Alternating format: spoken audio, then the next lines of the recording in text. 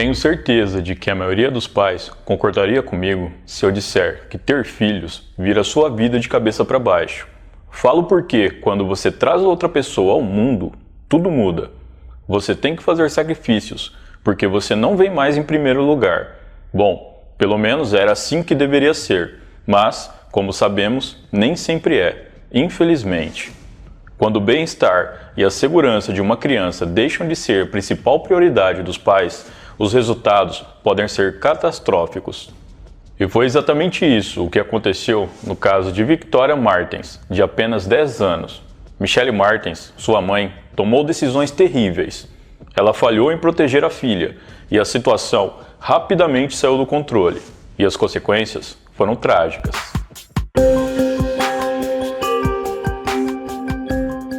Fala pessoal, tudo bem com vocês? Sejam bem-vindos a mais um vídeo aqui no canal. E no vídeo de hoje eu vou falar sobre o absurdo caso de Victoria Martens, que ocorreu no ano de 2016 nos Estados Unidos. Então, sem mais delongas, bora pro vídeo.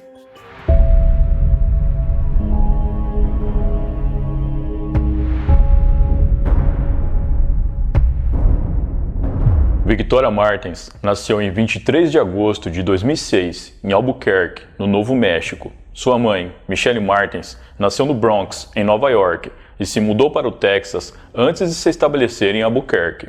A identidade do pai biológico de Victoria não é conhecida publicamente. A menina também tinha um meio-irmão, chamado Matthew, nascido em 2008. Felizmente para Matthew, ele foi morar com o pai quando o mesmo se separou de Michelle. Em 2016, Victoria estava morando com sua mãe no complexo de apartamentos em Arroyo Villas West Side e frequentava a escola Petroglyph. Ao que tudo indica, ela era uma criança feliz com um futuro brilhante. Ela adorava ginástica, natação e brincar com as amigas, e sua cor favorita era roxa. É dito que Victoria era uma garotinha doce e divertida, que estava sempre sorrindo. Em agosto de 2016, Michelle Martens, de 35 anos, estava trabalhando em seu novo emprego numa delicatessen. De acordo com seus pais, John e Pat Martens, Michelle trabalhava muito e amava seus filhos. Eles também falaram que ela nunca bebeu álcool ou usou drogas, o que parece ser verdade, pois 3 meses antes, em maio, Michelle passou no teste de drogas que os novos funcionários deveriam levar para trabalhar. E ela também não tinha nenhuma passagem pela polícia. Não podemos duvidar quando os pais de Michelle falam que ela realmente amava os filhos. No entanto, isso parece ter mudado quando ela conheceu um homem. O que se sabe é que esse homem se tornou essencial na vida dela, mais do que qualquer outra pessoa. Essa mudança se tornou aparente em março de 2016. Michelle ligou para o Serviço de Proteção à Criança para informar que o seu namorado, na época, David Hernandez, havia tentado beijar Victoria. Hernandez já tinha um histórico de abuso, incluindo vários em sua própria família. Ele também foi preso por tentativa de sequestro a uma menina de 4 anos no ano de 2013. No entanto, ele nunca foi acusado de ter violentado alguém e, embora tenha sido preso pela tentativa de sequestro, todas as acusações foram retiradas. Não está claro o quanto Michelle sabia sobre o passado de Hernandez. Eles terminaram seu relacionamento e ela o expulsou do seu apartamento. O Serviço de Proteção à Criança encaminhou o relatório de Michelle para o Departamento de Polícia de Albuquerque, mas eles não investigaram a denúncia, alegando que não poderiam agir em relação a uma tentativa de beijo. Infelizmente, alguém tentando beijar uma criança contra sua vontade não parecia ser um crime para aqueles policiais. Em julho de 2016, Michelle conheceu Fabian Gonzalez, de 31 anos, num site de namoro. Gonzalez, que era usuário de metanfetamina, tinha uma longa ficha criminal. Ele havia sido acusado de agressão à sua ex-namorada em agosto de 2014. Em fevereiro de 2015, ele foi condenado a 2 anos de liberdade condicional supervisionada. Seu registro também incluía uma acusação de abuso, direção sob efeito de álcool e resistência à prisão. Não sabemos se Michelle conhecia o histórico de seu pretendente, mas provavelmente não, pelo menos num primeiro momento. O romance engatou de vez e Gonzalez se mudou para o apartamento de Michelle logo depois. Ele costumava levar outros viciados para o apartamento quando Michelle estava no trabalho e as crianças na escola. Ele e seus amigos ficavam sentados no sofá usando metanfetamina e geralmente faziam muita bagunça. Michelle deveria ter sido muito mais criteriosa sobre quem poderia entrar em sua casa, especialmente depois do que aconteceu com David Hernandes. Embora ela não soubesse o que o namorado aprontava enquanto estava fora, sem dúvida sabia que Gonzalez era um viciado e que isso poderia causar um comportamento perigoso e violento. Na verdade, ela nunca deveria tê-lo deixado chegar perto de seus filhos. A prima de Fabian Gonzalez, Jessica Kelly, de 31 anos, tinha acabado de ser libertada da prisão em 15 de agosto. Ela tinha um longo histórico criminal, tão longo quanto o dele, e foi presa diversas vezes por pequenos crimes. E assim como Gonzalez, Jessica também era uma viciada. O homem então a convidou para morar no apartamento de Michelle. Ele cobrava $50 por mês pela estadia da prima, um acordo que Michelle desconhecia. É desconhecido também do porquê ela ter permitido, afinal, o imóvel era seu. Em 23 de agosto de 2016, as coisas começaram a ficar confusas. Era o aniversário de 10 anos de Victoria. John e Pat Martins, avós da criança, ligaram para dar os parabéns à neta naquela tarde. Ela havia comemorado seu aniversário numa festinha na escola com suas amiguinhas. Às 4h30 da madrugada do dia 24 de agosto, a polícia foi chamada até o complexo de apartamentos Arroio Villas para atender uma ocorrência de perturbação de sossego vindo do apartamento de Michelle. Michelle e Gonzalez estavam do lado de fora. Parecia que eles haviam entrado em luta corporal. Michelle tinha um corte profundo no rosto e Gonzalez um corte acima do olho esquerdo. Jessica Kelly permaneceu dentro da casa. Quando a polícia chamou para sair, ela trancou a porta e pulou pela varanda do apartamento do segundo andar, fraturando o tornozelo. Assim que a polícia prendeu os três, eles entraram no apartamento e se depararam com uma cena horrível. Havia fumaça saindo do banheiro, então eles foram investigar. Deitado na banheira estava o corpo de Victoria Martins. Ela havia sido parcialmente quebrada e embrulhada em um lençol e queimada. Victoria também havia sido abusada. Michelle, Gonzalez e Jessica foram levados à delegacia para serem interrogados. Gonzalez foi interrogado pela polícia por 9 horas. O tempo todo, ele insistiu que não abusou e nem tirou a vida de Victoria. Jessica se recusou a ser interrogada sem a presença de seu advogado. Já quando Michelle foi interrogada, tudo mudou. Ela disse que Victoria havia recebido uma injeção de metanfetamina na tentativa de acalmá-la, para que Gonzalez e Jessica pudessem violá-la. Michelle apenas observou enquanto os dois cometiam o crime.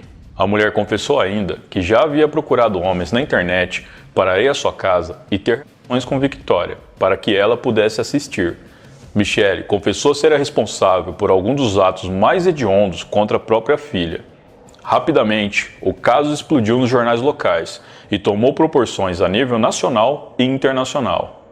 Em 8 de setembro de 2016, Michelle, Gonzalez e Jessica foram indiciados por várias acusações.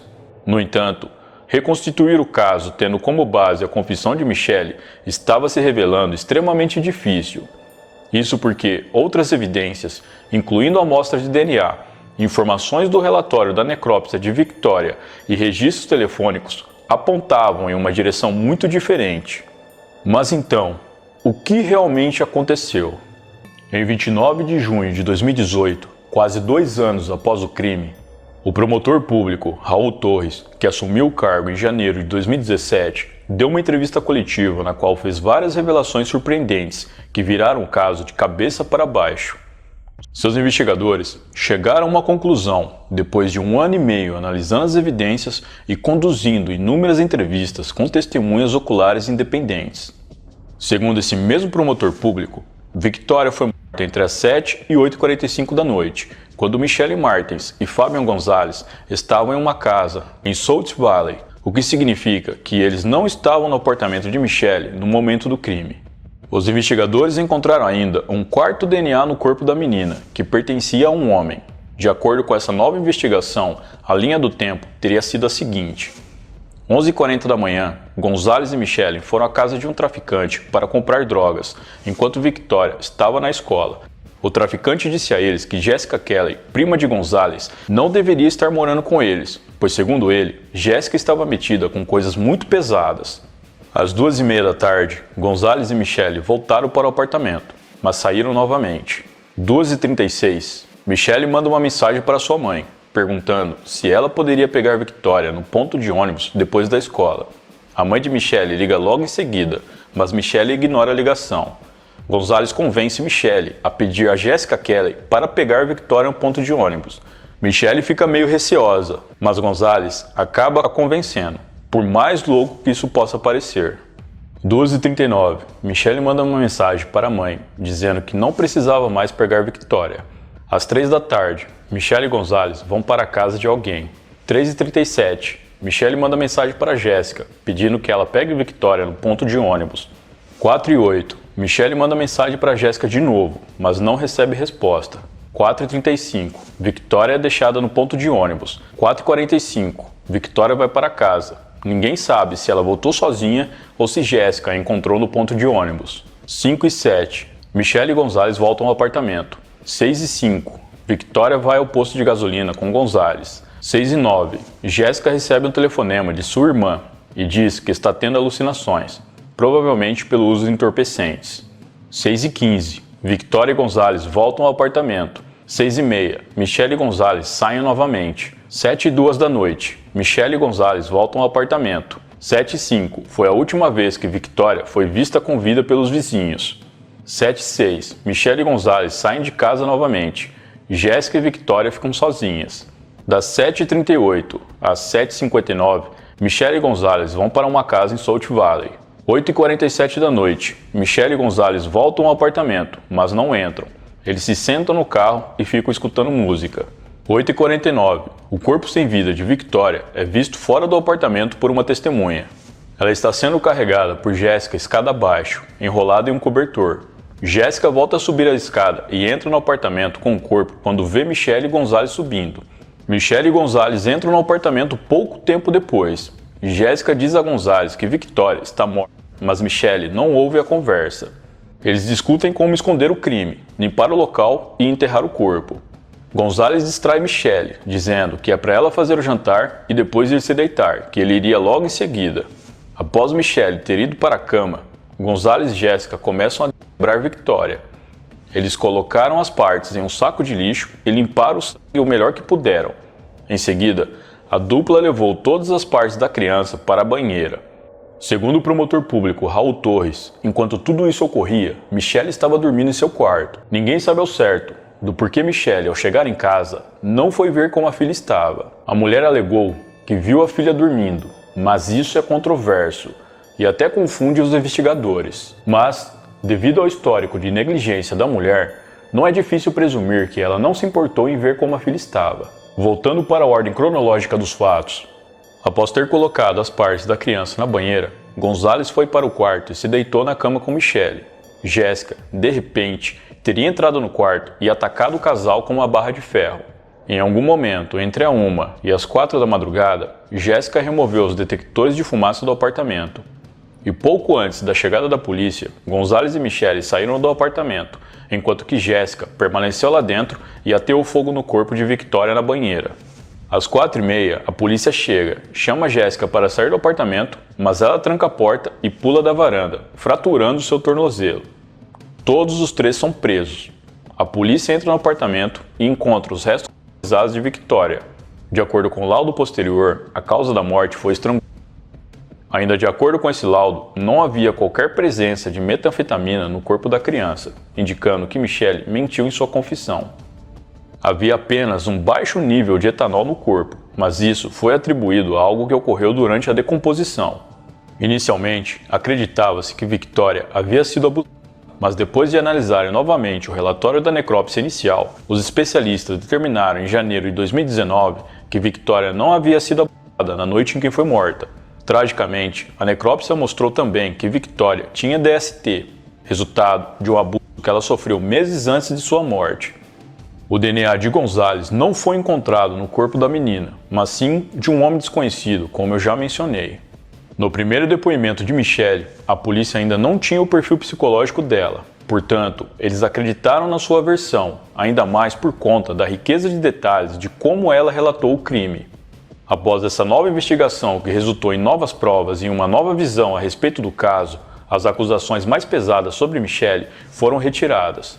Em 29 de junho de 2018, Michelle aceitou um acordo de confissão e pegou uma pena de 15 anos de prisão. Para muitos, essa decisão foi equivocada, já que Michelle tinha total culpa no crime. Ela contribuiu para uma decisão que permitiu que sua filha fosse morta e precisava ser responsabilizada por isso. E o mais absurdo é que, de alguma forma, Michelle foi coagida pelo namorado para inventar toda aquela história inicial.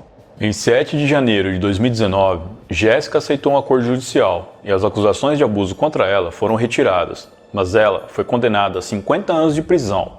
Ao contrário de Michelle e Jéssica, Gonzalez não aceitou um acordo judicial e foi a julgamento.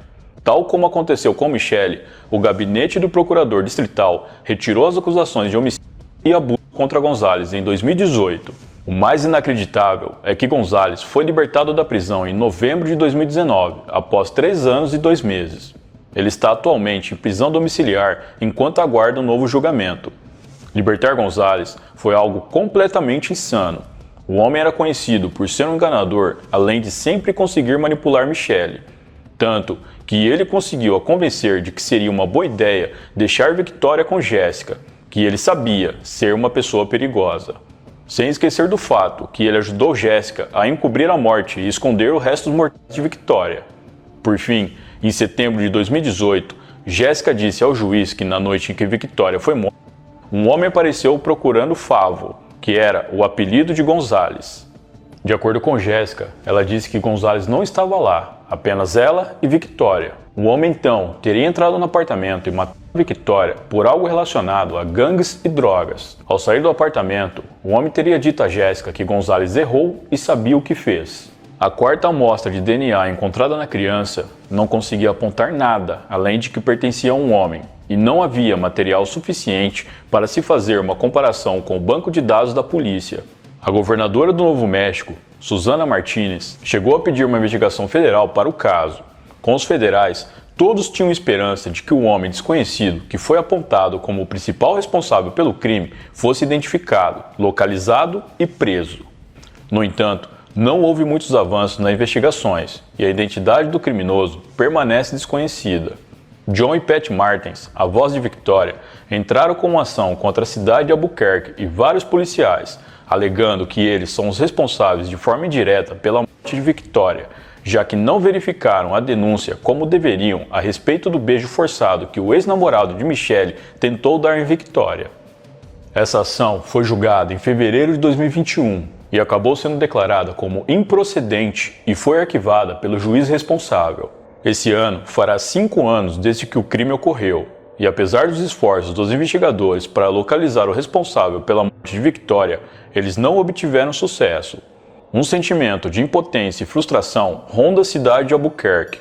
Uma garotinha de apenas 10 anos foi morta bem no dia do seu aniversário, por algo que não tinha nada a ver com ela, e o responsável ainda está por aí vivendo a sua vida.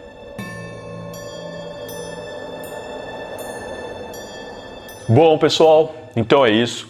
Muito obrigado por me assistir até o final. Eu vou ficando por aqui. Um grande abraço e até a próxima.